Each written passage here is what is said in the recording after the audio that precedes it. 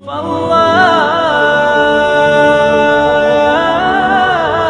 ghafurur rahim.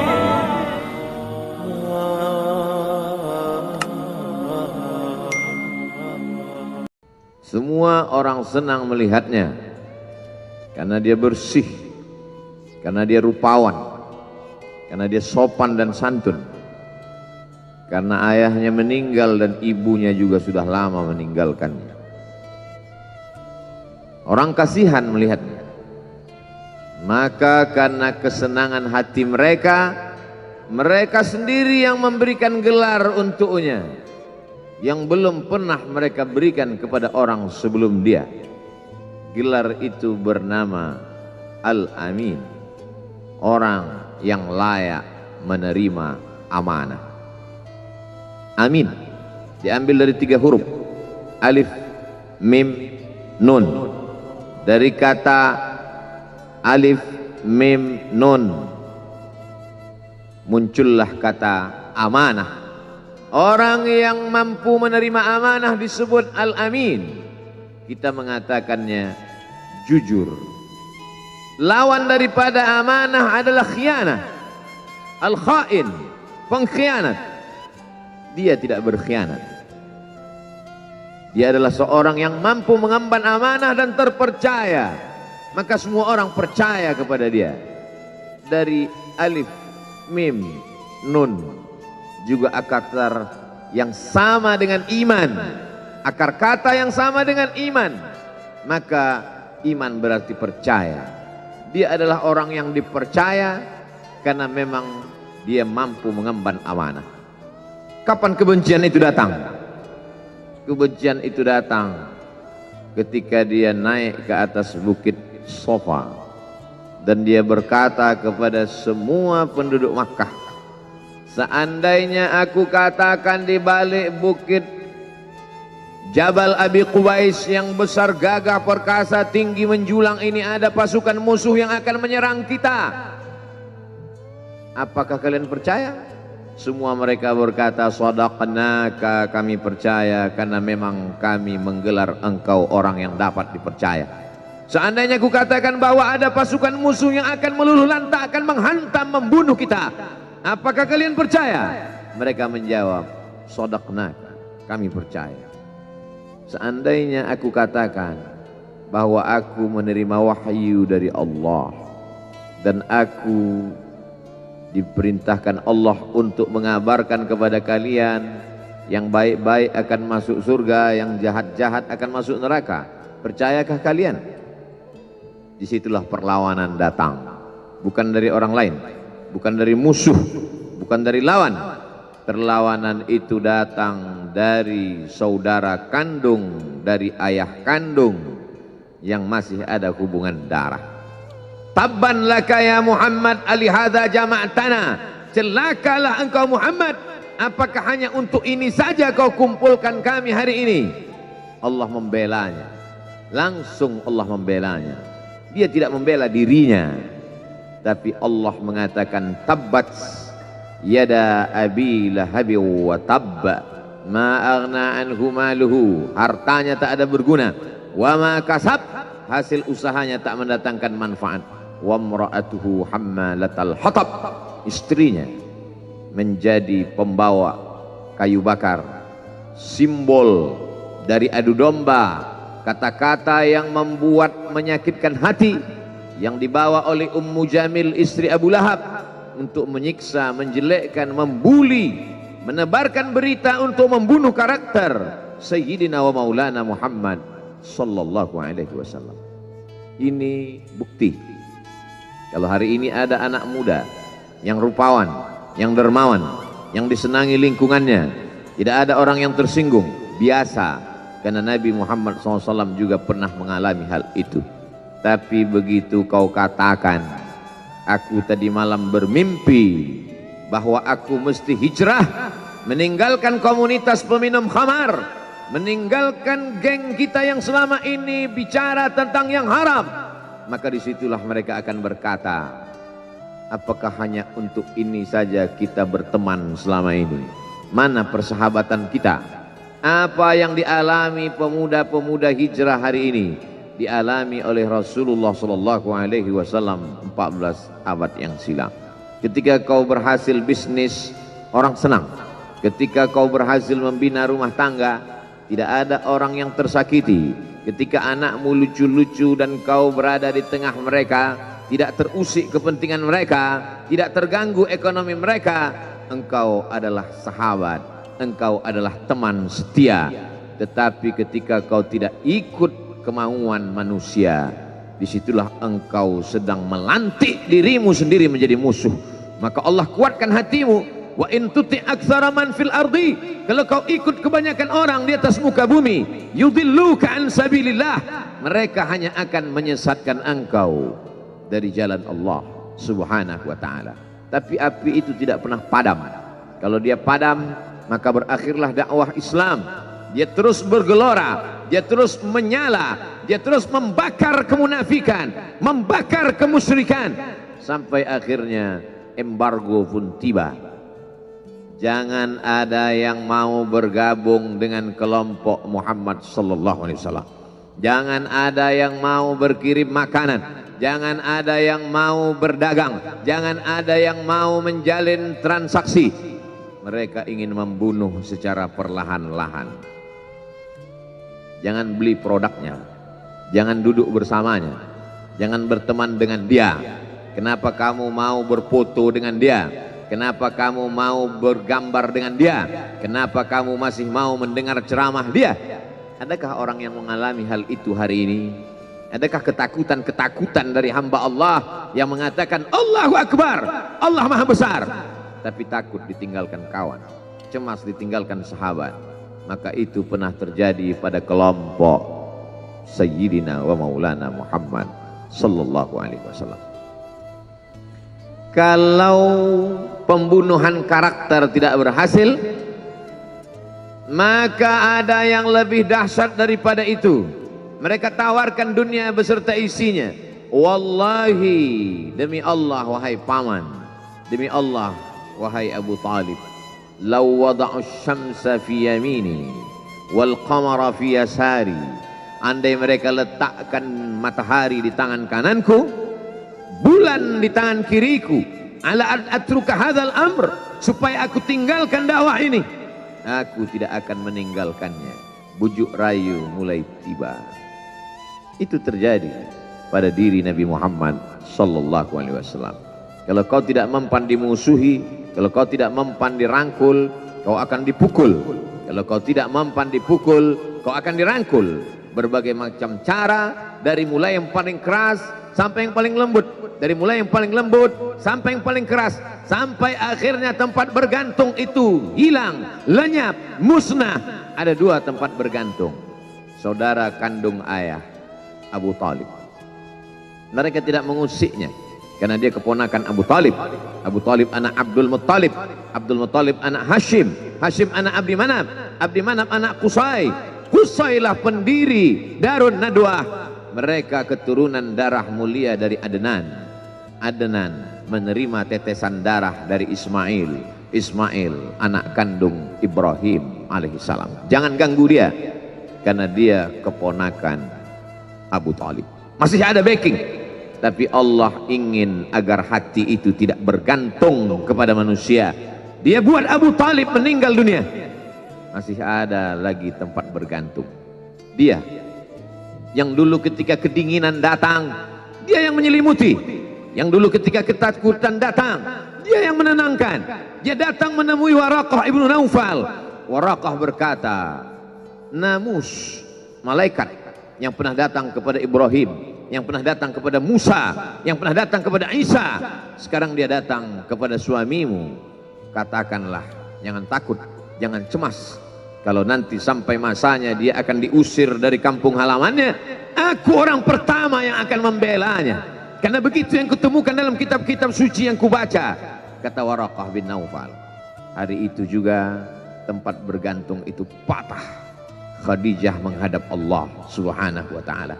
Tak lagi ada makhluk tempat bergantung, tak ada lagi ranting tempat berhinggap, tak ada lagi batang kayu tempat berpegang.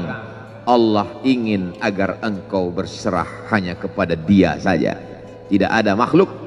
Bersandar kepada makhluk akan kecewa, bersandar pada kayu yang rindang akan tumbang, bersandar kepada benda akan binasa, bersandar kepada sahabat akan berubah menjadi musuh.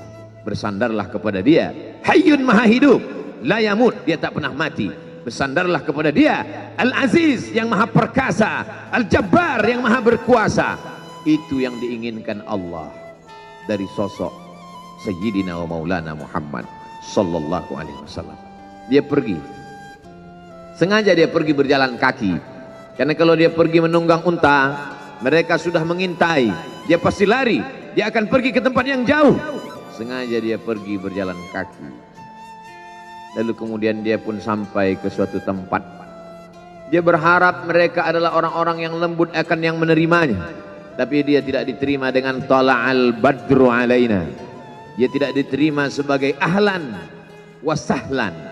Ahlan, keluarga, kau datang kami sambut sebagai keluarga. Sahlan, mudah, kau datang urusanmu mudah. Ahlan wasahlan. Tapi dia tidak dianggap sebagai keluarga, dia tidak dianggap sebagai sahlan, dia dianggap sebagai musuh. Dia dilempar dengan batu, dia dilempar dengan kayu, dia dilempar dengan tulang onta. Apa yang dia lakukan? Dia bersembunyi di balik bukit. Dia angkat kedua tangannya, ilaika ashku dha'fa quwwati, kepada engkau saja aku mengadukan kelemahanku, wa qillata hilati, ketidakberdayaanku, wa hawani bainan nas, aku hina di tengah mereka.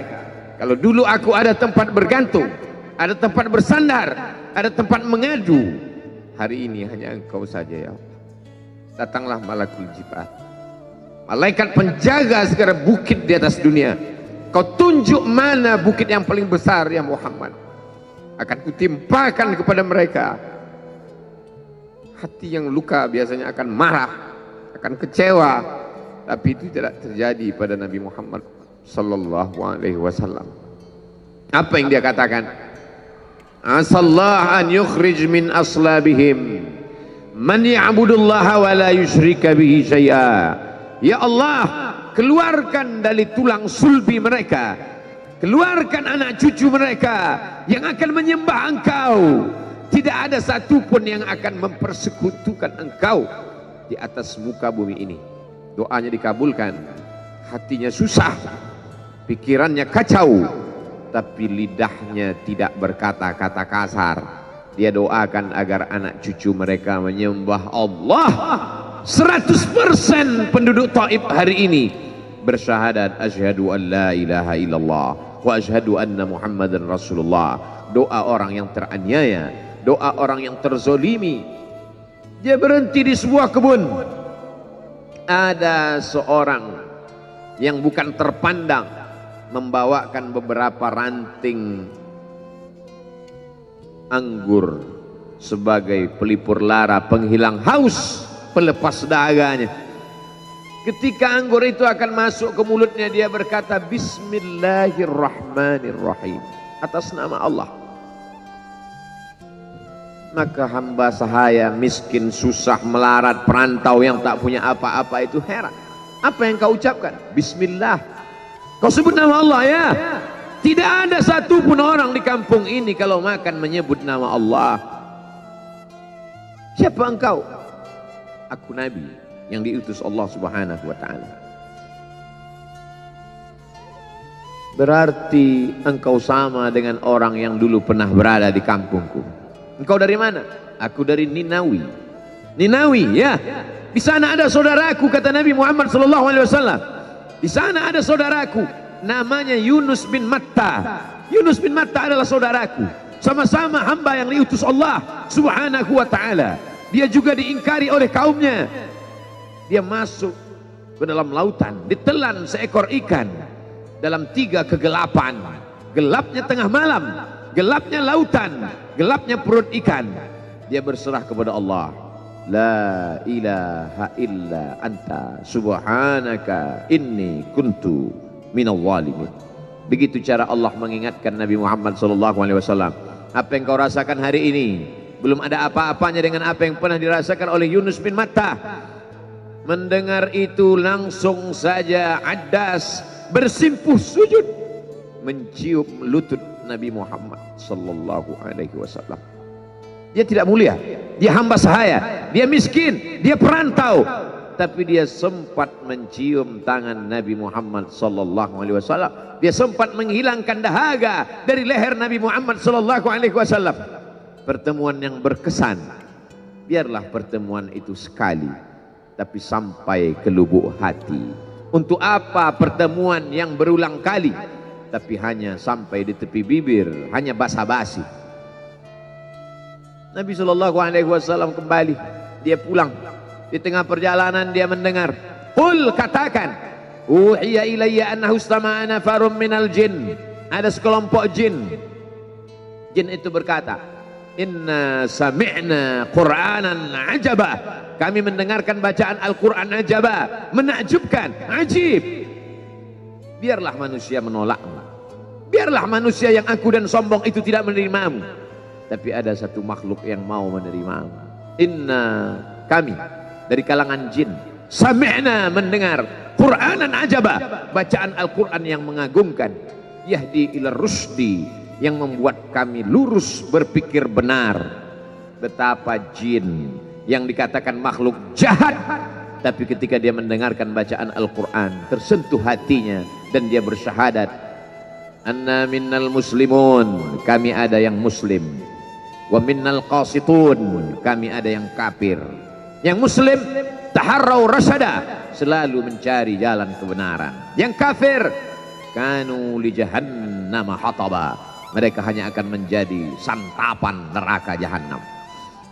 Dia kembali ke kota suci Makkah Al-Mukarramah seperti biasa, sampai akhirnya datanglah malaikat Jibril membelah dadanya, mensucikan hatinya sampai layak, lalu kemudian dia pun dibawa. Subhanalladzi asra bi'abdihi lailan, maha suci Allah yang memperjalankan hambanya pada suatu malam, minal masjidil haram ilal masjidil aqsa, dari masjidil haram ke Masjidil Aqsa, alladzi barakna haulah, kami berkahi sekelilingnya. Untuk apa? Linuriyahu min ayatina, kami ingin memperlihatkan kepadanya tanda-tanda kebesaran kami. Selama ini dia hanya didengar, azab kubur didengar, neraka jahanam didengar, malaikat didengar. Hari ini kami ingin memperlihatkan tanda-tanda itu kepada hamba kami. Jangan bersedih ketika kau didustakan, jangan bersedih ketika kau dibunuh karaktermu, jangan berduka cita ketika tidak ada manusia yang menerimamu, karena sesungguhnya itu hanyalah cara Allah menguatkan hatimu, karena dia ingin mengangkat derajatmu, menempatkan di tempat yang terpuji, memperlihatkanmu sesuatu yang tidak pernah dia perlihatkan kepada manusia yang lain. Dia buat hatimu hancur berkeping agar tidak lagi ada tempat makhluk dalam hatimu, yang ada hanya Allah semata. Ma fi qalbi ghairullah. Pada saat itu mentalmu sudah kuat, layaklah engkau berada di tempat yang terpuji. Kalau ada orang menyakitimu, jangan berduka. Kalau ada tetangga, sahabat, kawan baik meninggalkanmu, jangan berduka lara, karena sesungguhnya di balik itu semua, fa inna ma'al usri yusra, inna ma'al usri yusra, idza daqat 'alaika dunya faqul ya Allah. Kalau terasa sempit dunia, mengadulah kepada Allah. Idza sa'alta fas'alillah, kalau minta-mintalah kepada Allah. Wa idza sta'anta fasta'in billah, kalau minta tolong, minta tolonglah kepada Allah. Iyyaka na'budu wa iyyaka nasta'in, kepada Engkau kami menyembah, kepada Engkau kami beribadah, kepada Engkau kami bersimpuh sujud, kepada Engkau juga kami meminta pertolongan. Barakallahu li wa lakum fil Qur'anil azim, wa nafa'ani wa iyyakum bima fihi minal ayati wadh-dhikril hakim, wa taqabbala minni wa minkum tilawatahu innahu huwal ghafurur rahim.